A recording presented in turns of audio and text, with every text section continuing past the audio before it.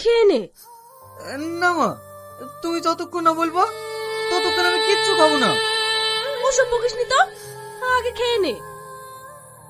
ও, তুমি আব্বার নাম বলতে পারবে না? তার মানে আমি বাবু,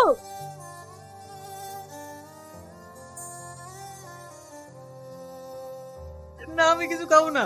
তুমি যতক্ষণ আব্বার নাম না করবা ততক্ষণ আমি কিছু খাবো না। সি, তুমি এমন মা, তোমার মতো মায়ের কাছে আমার থাকতেও লজ্জা হয়। যে মাতা ছেলের বাবার নাম করতে পারে না, সে মায়ের কাছে আমি এক মুহূর্ত থাকবো না। শাহিন, তুই যাসনি মতো যাসনি। শাহিন, তুই যাসনি মতো যাসনি। শাহিন,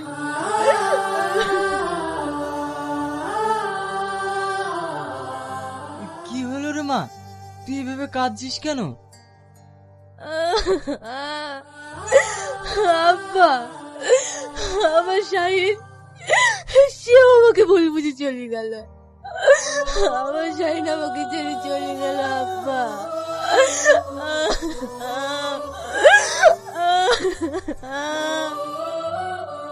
শাহিন চলে গেল? কোন দিকে গেল? এইদিকে আব্বা।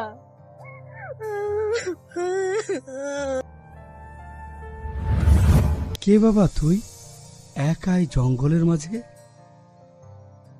বাবা, আমি এক হতভাগা, আমার কেউ নেই।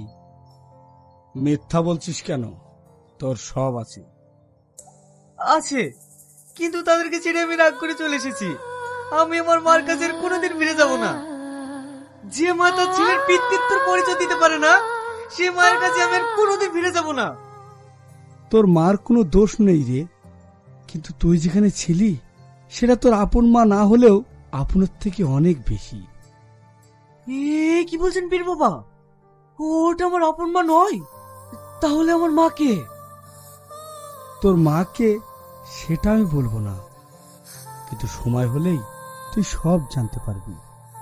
কিন্তু তুই যে মার কাছে মানুষ হয়েছিস সে কোনো পাপ করেনি।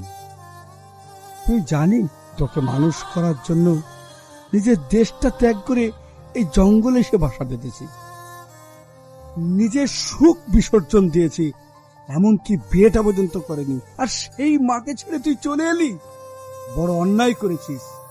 যা, এক্ষুনি সেই মায়ের পা ধরে ক্ষমা চেয়ে নিগা, আর সময় হলেই সব বুঝতে পারবি।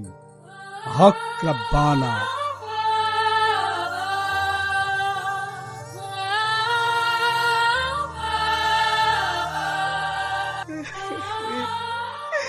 মা, তুমি আমাকে ক্ষমা করে দাও। আমি অন্যায় করেছি, আমি ভীষণ অন্যায় করেছি।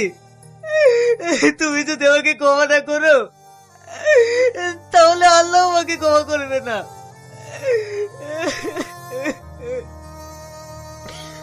ওঠ, তুই যে বাড়ি ফিরে এসেছিস এতে আমি অনেক খুশি হয়েছি।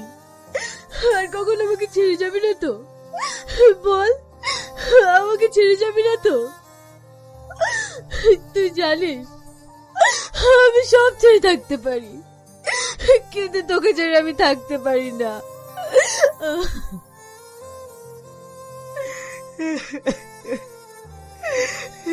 না মা, তোমাকে ছেড়ে আমি আর কোথাও যাবো না। তুমি মহান, তুমি বড় মনের মানুষ। দেখলি তো রে মা, শাইন তোকে ছাড়া কোনোদিনই থাকতে পারবে না। নানু, আয় ভাই, আমার বুকে আয়।